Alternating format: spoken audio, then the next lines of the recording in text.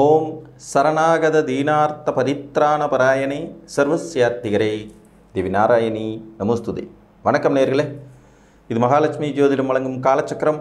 உங்கள் அன்பு ஜோதிடர் ஸ்ரீராம்ஜி பேசுகிறேன். அனைவரும் நலமுடன் இருக்கிறீர்களா? நன்றாகத்தான் இருப்பீர்கள், நன்றாக இருக்க வேண்டும். இன்றைய காணொளியில் நாம் காண இருப்பது பணம் சேரும் இரகசியங்கள். இதான் தலைப்பு. நமது ஜாதகத்தின் அடிப்படையில் தொடர்ந்து பொருளாதார ரீதியான வளர்ச்சியை பெறும் அமைப்பை சில கிரகங்கள் சுட்டிக்காட்டும். தொடர்ந்து செல்வாக்கு அதிகரித்து கொண்டே போகும். அது சின்ன அளவில் இருந்தாலும் சரி. ஒரு 25 வயசில் 15,000 ரூபா சம்பளத்தில் வேலைக்கு சேர்ந்த ஒருத்தர் 30 வயசு நெருங்கிறதுக்குள்ளே 40,000 ரூபா சம்பளம் வேலைக்கு மாறுறது, 40 வயசு நெருங்கிறதுக்குள்ளே மாதம் 1 லட்ச ரூபா சம்பாதிக்கிறது, 50 வயசு நெருங்கிறதுக்குள்ளே சைடில் ஒரு பிஸ்னஸ் பண்ணி அதன் மூலமாக மாதம் சம்பாத்தியம் பெறுறதுங்கிற மாதிரி நிலை எல்லாமே வளர்ச்சி அடையக்கூடிய நிலைகள் தான். பணம் சேர்ந்து கொண்டே இருப்பது. இப்போ சிலருக்கெல்லாம் பார்த்திங்கன்னா எந்த வேலை வெட்டிக்கும் பெருசாக போக மாட்டாங்க, ஆனாலும் பணம் சேர்ந்து கொண்டே இருக்கும் யோகியதைகள் உண்டாகும். சரியான முதலீடுகள் செஞ்சுட்டு அவங்க பாட்டுக்கும் ஹாயாக இருப்பாங்க. என்னோடய நண்பர் ஒருத்தர் இருக்கார். அவர் 2 பசங்க, அவங்க அண்ணனும் தம்பியும். இவர் இளையவர். அவங்க அப்பா இவர்களுக்கு திருமணம் செஞ்சு வச்சுட்டு சொத்துக்களை பிரித்து கொடுக்கும்போது அவர் ஒரு டிகிரி முடிச்சிருக்காரு. ஃபைனான்சியல் இன்வெஸ்ட்மெண்ட்டில் ரொம்ப நாட்டமுள்ள மனிதர். அவங்க டிகிரி முடிச்சுட்டு சொத்துக்களை பிரித்து தரும்போது இவருக்கு 2 கோடி, அவங்க அண்ணனுக்கு 2 கோடின்னு பிரித்து கொடுத்துட்டார். அவங்க அண்ணன் அதை வச்சு பிஸ்னஸ் எல்லாம் பண்ணி பார்த்தாரு, என்னென்னமோ பண்ணார், பண்ணிக்கிட்டும் இருக்கிறார். பட் இவர் பெருசாக அலட்டிக்கவே இல்லை. அழகாக பிரித்து இடத்துல, பாண்டுகளில், கோல்டுலன்னு முதலீடு பண்ணிட்டார். பெருசாக எந்த வேலைக்கும் போகிறதுல ஆர்வம் இல்லாதவர், நிறைய ஊர் சுற்ற வேண்டுங்கிற எண்ணம் கொண்டவர், ட்ராவல் பண்ணணும். அவர் ஒரு ட்ராவல் ஹாபி ரொம்ப அதிகம். இவர் பண்ணின முதலீடுகள் மிகச்சரியாக இருக்கிறனாலேயே இவருக்கு மாதம் பார்த்திங்கன்னா 2 லட்ச ரூபாய் 3 லட்ச ரூபாய்க்கு மேலே வருமானம் வந்துடும். அதையும் திருப்பி ரீஇன்வெஸ்ட்மெண்ட் பண்ணிகிட்டே இருப்பார். கிட்டத்தட்ட பார்த்திங்கன்னா இவர் எனக்கு ஒரு 10 ஆண்டு கால நண்பர். இப்போ இவருடைய சொத்து மதிப்பு பார்த்திங்கன்னா ஒரு 25-30 கோடி பக்கம் இருக்கும். 2 கோடியிலேருந்து ஆரம்பித்தவர் தான். பெருசாக எதுவுமே பண்ணலை, வெறும் முதலீடுகள். அந்த பணம் சேரும் அமைப்பு ஜாதகத்தில் தெளிவாக இருக்கிறவங்களுக்கு இந்த மாதிரி தான். சரி, பணம் சேரும் அமைப்பு எப்படி இருந்தால் நல்லாயிருக்கும்? ரொம்ப சிம்பிளுங்க.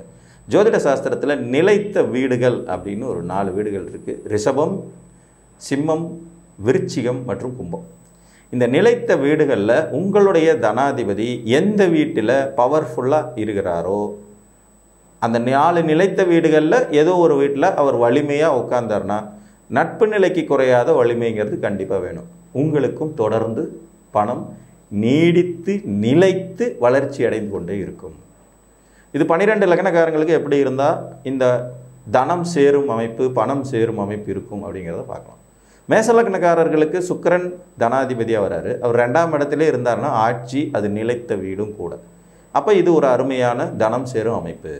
அதை தாண்டி சிம்மத்திலேயோ விருச்சிகத்திலேயோ கும்பத்திலேயோ இருக்கும்போது இதில் கும்பம் அப்படிங்கிறது இவங்களுக்கு லாபஸ்தானமாகவும் சுக்கிரனுக்கு நட்பு வீடுங்கிற நிலையிலையும் வர்றதுனால இங்கே இருந்தாலும் பணம் சேரும் யோகிதை உண்டாகும்.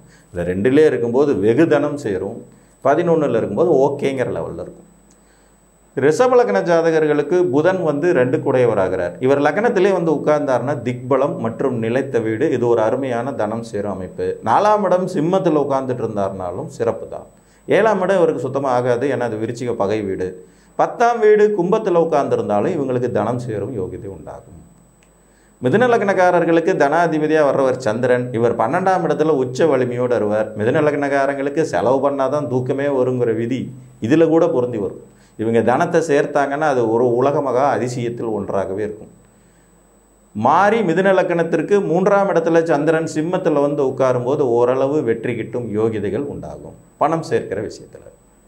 மற்றபடி அவர் கும்பத்திலேயோ விருச்சிகத்திலேயோ இருக்கும்போது அதிநட்பு நிலையெல்லாம் இருக்கார். கடகலக்ன ஜாதகர்களுக்கு சூரியன் தனாதிபதியாக வர்றாரு. அவர் அங்கேயே ஆட்சி பெற்றாலும் சிறப்பு தான். ரிஷபத்தில் போய் உட்கார்ந்தாருனாலுமே சிறப்பு தான். விருச்சிகத்தில் சம உச்சம் பெற்றிருந்தாலும் சிறப்பு தான். ஸோ கடகலக்னத்துக்கு இந்த 3 இடத்துல தனாதிபதியான சூரியன் அமர்ந்தார்னா தொடர்ந்து பணம் சேரும் யோகிதைகள் உண்டாகும். கும்பம் அவருக்கு அவ்வளோ பிடிச்ச வீடுன்னு சொல்ல முடியாது. சிம்மலக்ன ஜாதகர்களுக்கு தனாதிபதியாக வரக்கூடியவர் புதன். இவருக்கு 3ஆம் இடமான துலாம் நான்காம் இடமான விருச்சிகம் அவ்வளோ சிறப்பான யோகத்தை கொடுக்கக்கூடிய வீடு இல்லை. ஆனால் அதே நேரத்தில் சிம்மத்தில் லக்னத்திலேயே திக்பலம் பெற்ற நிலையில் அமரும்போது பணம் சேர்க்கும் யோகியதைகள் ரொம்ப சிறப்பாக வேலை செய்யக்கூடிய தகுதியுடையதாக இருக்கும். கும்பத்தில் போய் அதிநட்பு நிலையில் உட்காரும் போதும் பணம் சேர்க்கும் யோகங்கள் உண்டாகும். ரிஷபத்தில் 10ஆம் இடத்துல உட்கார்ந்தார்னாலும் சிம்ம லக்னக்காரங்களுக்கு பணம் சேர்க்கும் யோகம் உண்டாகும். இதில் சூரியனோடையே சேர்ந்து சுத்திர கிரகம் புதன்கிறதுனால சிம்ம லக்னத்துக்கு சூரியன் புதன் 2ல் சேர்க்கை இருந்ததுனாலும் சரி, 7ல் இருந்தாலும் சரி, 10ல் இருந்தாலும் சரி, பணம் சேர்க்கும் யோகங்கள் தொடர்ந்து பணம் சேரும் யோகம் ஏற்படும். கன்னிகா லக்னத்துக்கு 2 கூடிய சுக்கிரன் 9ஆம் இடமான நிலைத்த வீட்டில் வலுப்பெற்று அமர வேண்டியது சிறப்பு. இதில் ஒரு 2ஆம் அதிபதிங்கிற முறையில் 6ஆம் இடத்துல போய் நட்பு பெறும்போது இவங்களுக்கு வரவும் செலவும் சரியாக போயிடும். இந்த உபய லக்னங்களுக்கு தனாதிபதிகள் கொஞ்சம் வில்லங்கம் பண்ணக்கூடிய ஆளுக அப்படிங்கிறதுக்கு இதுவும் ஒரு உதாரணம். அப்போ 9ஆம் இடமான ரிஷபத்தில் மட்டுமே முழுமையான தனம் சேரும் யோகங்கள் சிறப்பாக இருக்கும். சிம்மத்தில் இருந்தார்னா தனாதிபதி விரயத்தில் இருக்காருங்கிற மாதிரி ஆயிடும். கும்பத்தில் இருந்தார்னா 6ஆம் வீட்டுக்கு போயிடுறாருங்கிற மாதிரி ஆகிடும்.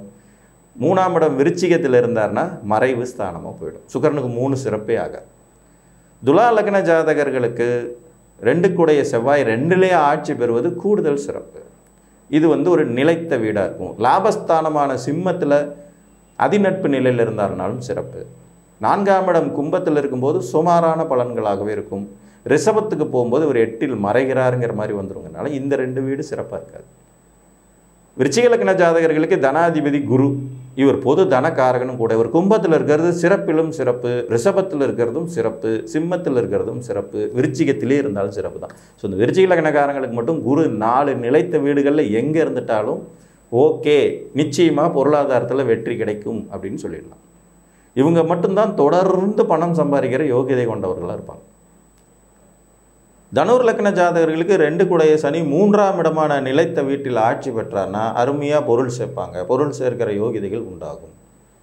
ரிஷபத்தில் சனிக்கு அது நல்ல வீடாகவே இருந்தாலும் தனாதிபதி 6ஆம் இடத்துக்கு போகிறது அவ்வளோ பெரிய சிறப்புன்னு சொல்லிட முடியாது. வரவும் செலவும் சரியாக போயிடும். 12ஆம் இடமான விருச்சிகமும் அவருக்கு சிறப்பில்லை. 9ஆம் இடமான சிம்மமும் சனிக்கு சிறப்பில்லை. ஆக தனுர் லக்ன ஜாதகர்களுக்கு தொடர்ந்து தனம் சேருவதற்கு சனி பகவானாகிய தனாதிபதி கும்பத்தில் அமர்வது மட்டுமே சிறப்பாகும். மகர லக்ன ஜாதகர்களுக்கு தனாதிபதி தனஸ்தானத்திலே ஆட்சி பெறுவதோ 5ஆம் இடமான ரிஷபத்தில் அமர்வதும் கூடுதல் சிறப்பு. இந்த 2 வீடுகளில் சனி அமர்ந்தாருன்னா இவர்களும் தொடர்ந்து பொருள் ஈட்டும் யோகிதை கொண்டவங்களாம் மாறுவாங்க. மற்றபடி சிம்மத்திலேயோ விருச்சிகத்திலேயோ சனி நட்பு நிலை பெறுவதில்லைங்கிறத மறந்துடக்கூடாது. கும்பலக்ன ஜாதகர்களுக்கு குரு பகவான் 4 நிலைத்த வீடுகளில் எங்கே இருந்தார்னாலும் ஓகே தான். குருவுக்கு இந்த நிலைத்த வீடுகள் வியாழவட்டம்ங்கிற ஒரு வலிமையை தருங்கிறதுனால இந்த விருச்சிக லக்னக்காரங்களுக்கும் கும்பலக்னக்காரங்களுக்கும் குரு நிலைத்த வீட்டில் உட்கார்ந்தாலே காசு சேரும். பொதுவாகவே எந்த லக்னக்காரர்களுக்கும் குரு பகவான் நிலைத்த வீட்டில் இருந்தார்னா ஓரளவுக்கு பொருளாதார வெற்றி இருக்கும் அப்படிங்கிற அடிப்படை தகுதியையும் மறந்துடாது. நீங்கள் எந்த லக்னத்தில் பிறந்திருந்தாலும் சரி, குரு ரிஷபம், சிம்மம், விருச்சிகம், கும்பம் இங்கே இருக்காரா, உங்கள்கிட்ட காசு புழக்கம் இருக்குது அப்படிங்கிறத அர்த்தம். மீன லக்ன ஜாதகர்களுக்கு செவ்வாய் 2 கூடைய தனாதிபதி ஆகும்போது 12ஆம் இடத்துல வந்த நிலைத்த வீடு அது விரைய வீடாக போயிடும். அது சரி வராது.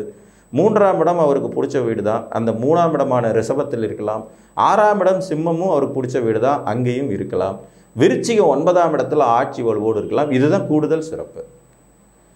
3ஆம் இடமும் 6ஆம் இடமும் ஒரு மாதிரி மறைவு ஸ்தானங்கள், செவ்வாய்க்கு பிடிச்ச வீடுகள் தான். ஆனாலும் தனாதிபதி போய் மறைவு ஸ்தானத்தில் இருக்கிறாருங்க போது நிலைத்த வீடாகவே இருந்தாலும் அது மறைமுகமாக சொத்து சேர்க்கணுங்கிற மாதிரியான அமைப்பில் வந்துடும். பட் விருச்சிகம் நேரடியாக ஆட்சி பாக்கியாதிபதி வலுத்தார், தன பாக்கியாதிபதி வலுத்தாருங்கிற நிலைமையில் வருங்கிறனால மீனத்திற்கு செல்வம் சேருவதற்கு செவ்வாய் விருச்சிகத்தில் இருத்தல் சிறப்பிலும் சிறப்பாகும். புரிஞ்சிச்சுங்களா? ஸோ இந்த 12 லக்னக்காரங்களுக்கும் தனாதிபதி நிலைத்த வீட்டில் உட்கார்றதும் ப்ளஸ் அது அவருக்கு நட்பு நிலைக்கு குறையாத வீடாகவும் மறைவுஸ்தானமாகவும் இல்லாதிருத்தலும் அவசியம். இந்த அமைப்பு உங்கள் ஜாதகத்தில் இருந்தால் நீங்களும் தொடர்ந்து தனம் சேர்க்கும், பணம் சேர்க்கும் யோக்கியதை கொண்டவர்கள்தான் என்று கூறி மீண்டும் ஒரு காணொளியில் உங்களை சந்திக்கும் வரை உங்களிடமிருந்து அன்புடன் விடைபெற்றுக் கொள்வது உங்கள் அன்பு ஜோதிடர் ஸ்ரீராம்ஜி. நன்றி, வணக்கம்.